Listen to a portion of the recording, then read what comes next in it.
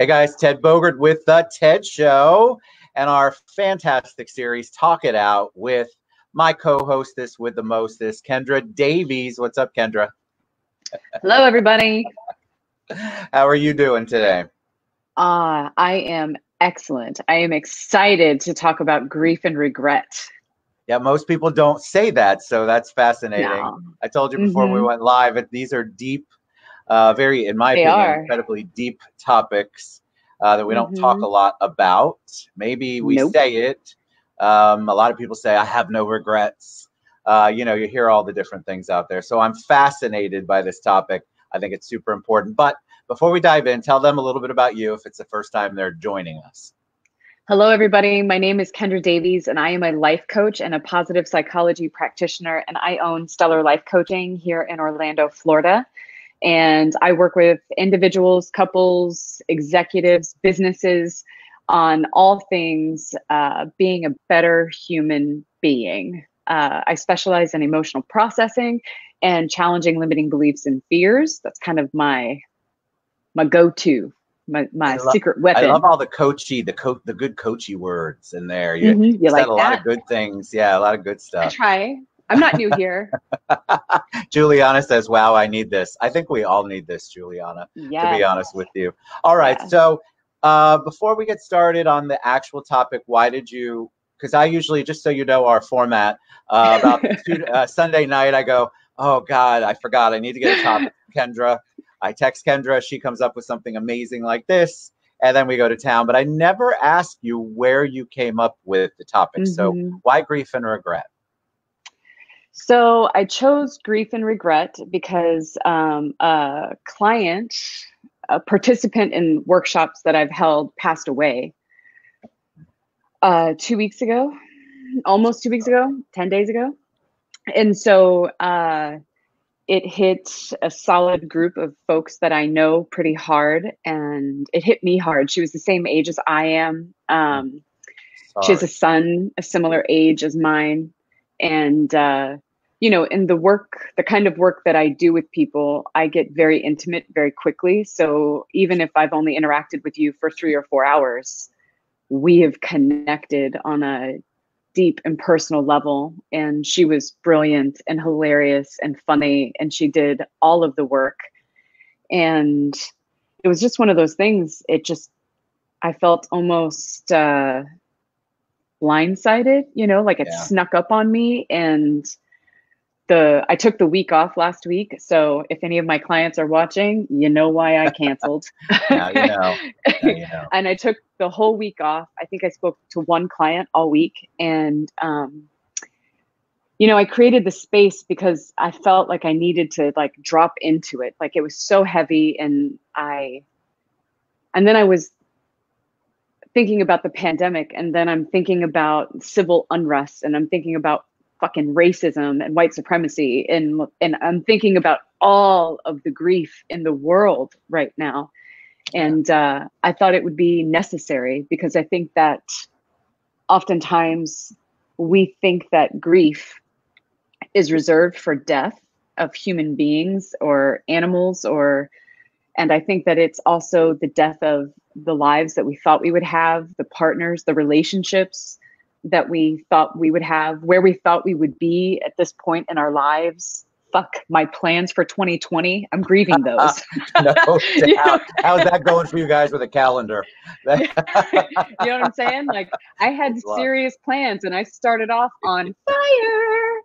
And I've got 3 months of basically running my feet ragged and not moving. And I feel like a lot of people relate to that. I think 54 million people lost their jobs. We're grieving. We are grieving. We're losing. We're experiencing the loss. Yeah.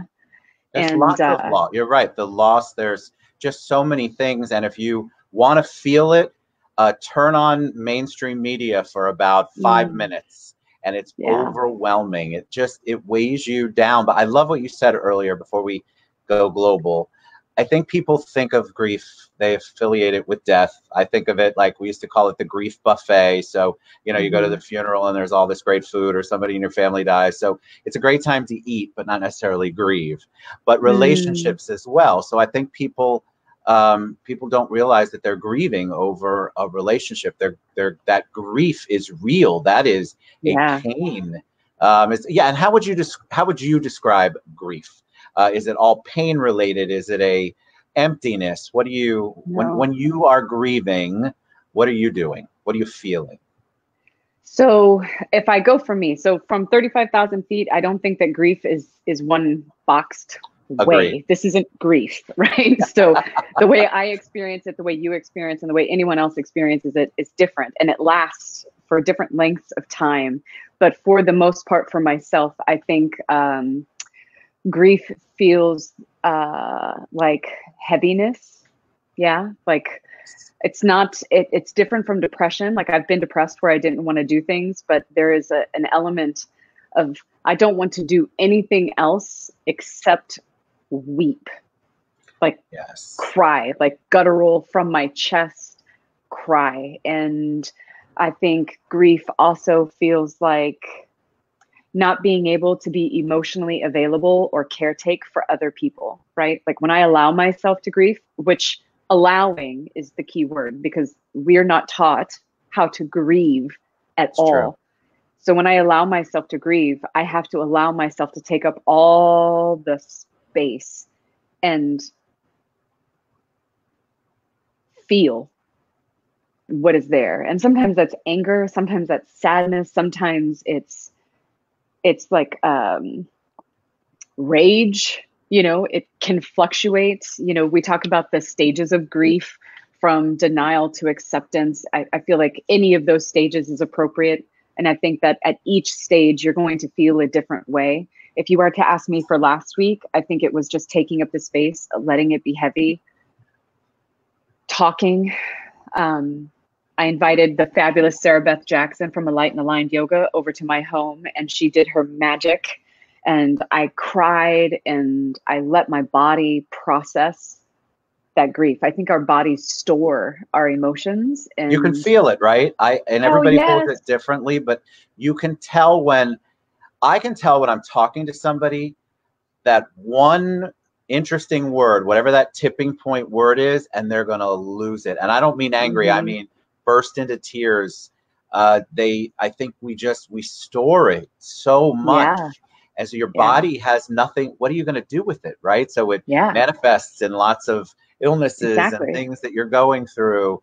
I want to ask you though about the grief part because back to what you said, I feel like when people are grieving. Now I sort of understand the regret part because I think people grieve and then they begin to evaluate. I think everybody kind of goes through this. What was that Yeah. relationship life like? Why am I feeling this way? What could I have done differently or better? Hmm. What could I have changed? And I think that's where, for me, that's where the regret would come in. Wow, I Yeah. should have worked harder on the relationship. I had a friend I posted about it of Yeah. cancer I saw last that. weekend. And you think, oh my God, when's the last time I talked to him? So thank you, Facebook, because the last time I talked to him was on Facebook. And so I Mm. think that if I hadn't though, I would have felt regretful. And then I started going through the Mm. emotions of, gosh, I should have reached out again after. Why didn't I reach out again after? Yeah. And so you beat yourself up while you're already feeling miserable because you've lost something or someone. Yeah. And I think that the reason I went with regret is because I've been with trying to evaluate my contribution to racism, my contribution to white supremacy as a whole, the ways that I have bias and prejudice. I was evaluating my capacity to accept my wrongness. Like when I do a wrongdoing against a person, whether I intended to or not about intention, but when it happens, because it fucking happens, um, I got to the point where I was able to pinpoint that I hate feeling regret. Like, as soon as I'm confronted with you saying, Kendra, you hurt my feelings by doing this thing, I'm like, No, no, I did not. No, you're wrong. You were wrong. You interpreted that. You made up that Correct. story. That's you. That's not me. Yep. Like, I am instantly on my defense. Like, I watched a TED talk on my wrongness, right? Like, I was really trying to dig deep on, like, what is this reaction that I have when I'm confronted with the possibility that I contribute to this problem? And I landed on regret. I landed on, when you look at your life, what are the things that matter the most, right? And it's, did I show up fully?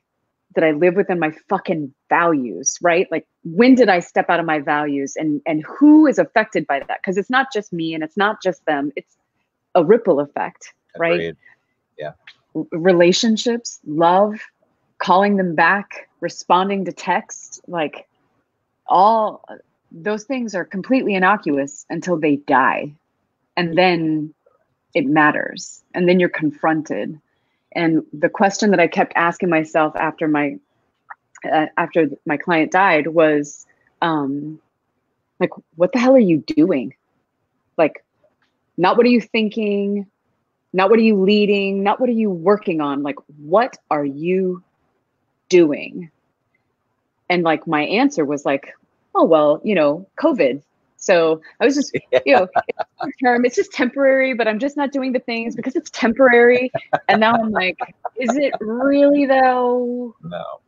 And I think that there's a meme out there about that something to do with the fact of, well, everybody who said, I just didn't have time to get stuff done, they're still not getting stuff done even when they have the time. So it's not about the time per se.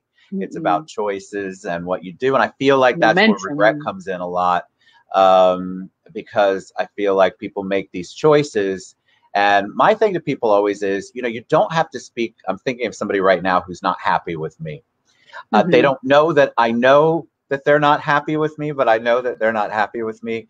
Passive aggressive behavior doesn't go well with Ted. But so I'm just engaging, and I keep thinking, should I just embrace it and talk about it? What if something happens to this person and they die, or something happens, and I didn't say, hey, what's wrong, like I normally would? So this pissy part of me wants to just go, well, you're mad at me, I'm going to wait till you come to me. And the human part of me wants to just go, I'm sorry, what's wrong? What happened that caused this? But I'm conflicted sometimes. I'm not perfect. Yeah. And I feel like the regret to me is fuel. Like, I don't think you should aim to live a life of no regret, but accept that that's not really possible. Like, you're human. Right. You're going to mess it up. You're going to make mistakes. And by God, I want you, listen, I'm a recovering drug addict, alcoholic. I've done some terrible shit in my time. And I promise you, if I could turn back time, I would love to not have done certain things. Yeah. Like, to the people that I actually hurt, or even the way that I ended up hurting myself, I definitely wish I could go back and change those things. I am grateful for my life today and where I am and who I am. And I know that those experiences make me who I am. Pretty sure I could have got from point A to point B without kicking my mom in the face. You know what I'm saying? Pretty sure I could have come to that conclusion without that experience. But that's what I did. And I think that I brought up grief and regret because not only do I think that they're connected, I think that both of them have the power to heal and transform when we allow them to. So my conclusion, right? My confrontation with my wrongness and how I instantly am like, no. When I allowed it to come in, when I allow it to come in this particular instance, when I allow myself to be like, okay, I am a white person and I benefit from systemic racism. That's just fact. That is just the way the world is. And I live in this world, and there's no way that I can be white and in this world and not have some sort of privilege and bias. Absolutely. And the more I educate myself, the more that I learn, the more that I see it. And the only way, I get paid for a living to help people change their beliefs. I know that if you don't recognize that the belief is a problem, then you're never going to change it. Yep. And my resistance to regret, my resistance to owning my part keeps it from ever changing. No matter how much I learn and how I speak the right words, it was the internal resistance to being called racist or having to agree that I have bias and prejudice.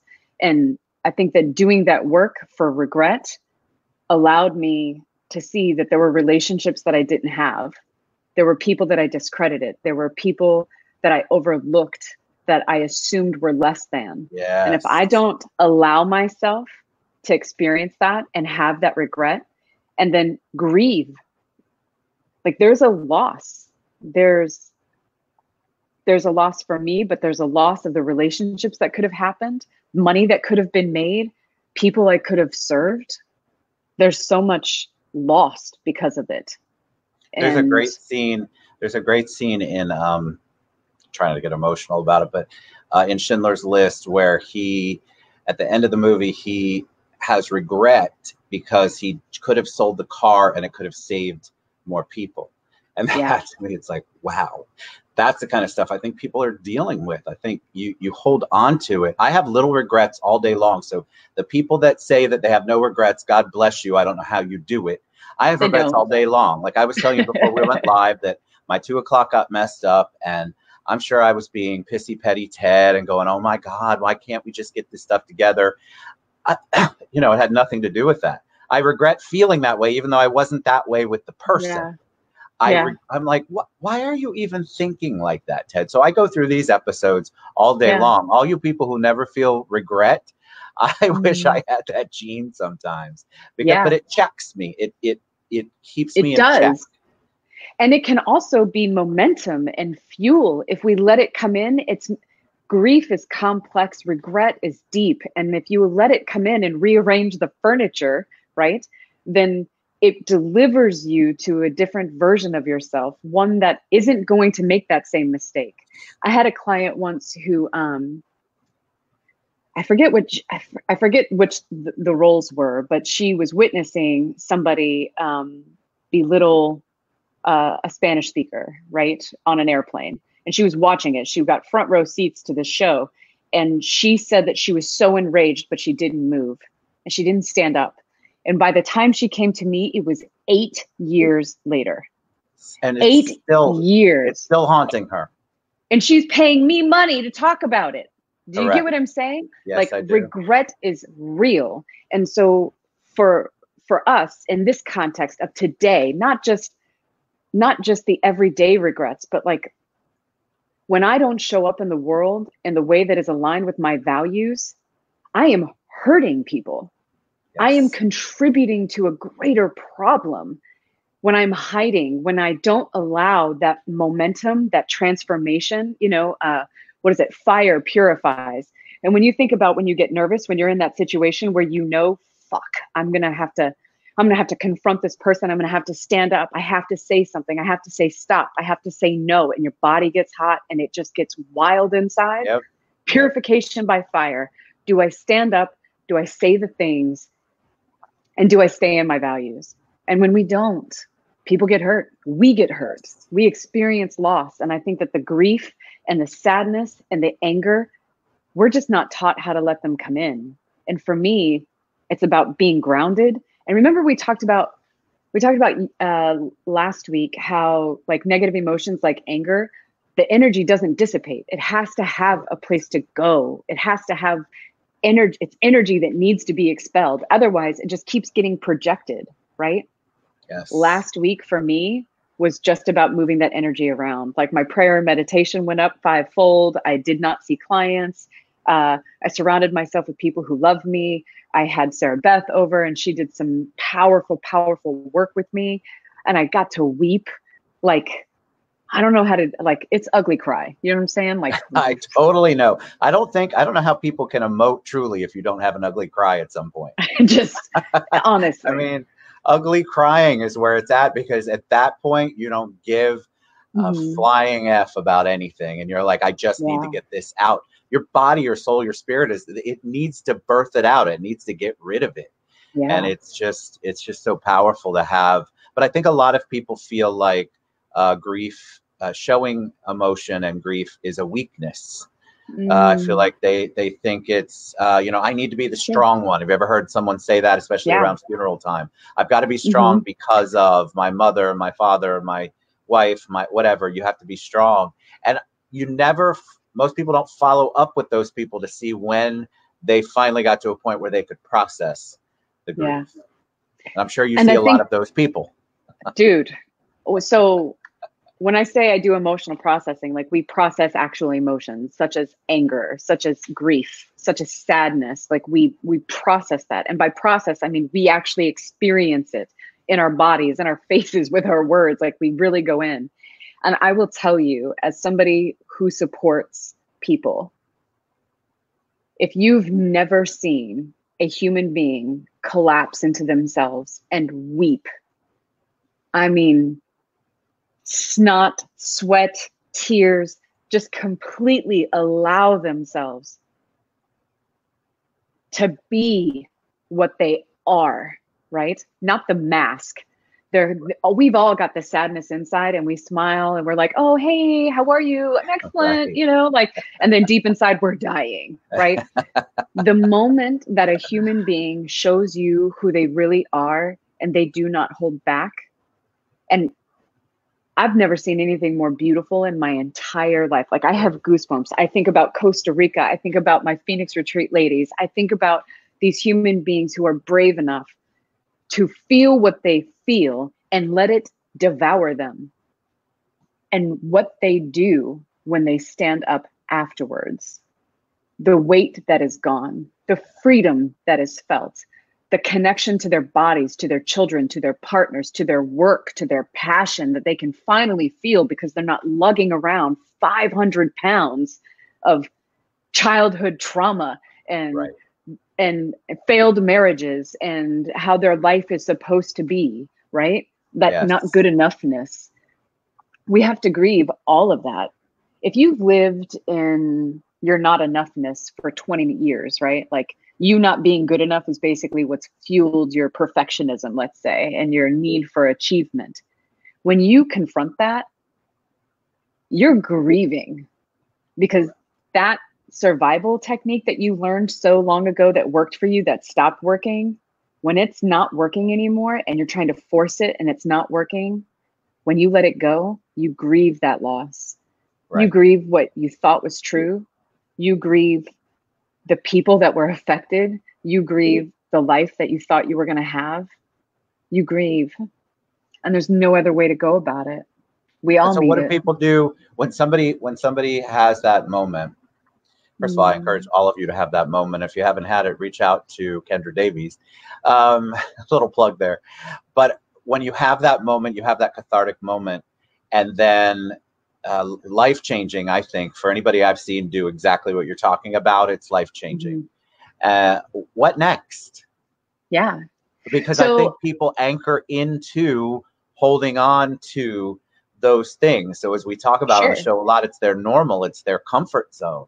And all of a sudden, Mm-hmm. okay, they've let it go, and now they have a new Mm-hmm. way of they don't have the weight anymore. Yeah. So what do you see people doing, or what can you I mean, encourage people to do? honestly, I see people quitting their jobs and starting their own businesses. I see people writing their fucking book finally, right? Yeah, Like I see them showing up with their kids. I've seen women who have children at the age of like that are 4 years old, and in 4 years they've not been able to play with their kids. They can't bring themselves to get down on their hands and knees and just be with their children, and they allow themselves to just feel what they feel, right? They feel all the mom shame, they feel all the guilt because they carry this resentment, this resistance within themselves. When they allow it, when they allow themselves to grieve, yeah, they're able to get on their knees and play with their kids again. yeah. Think about the amount of energy and defense you have to build up.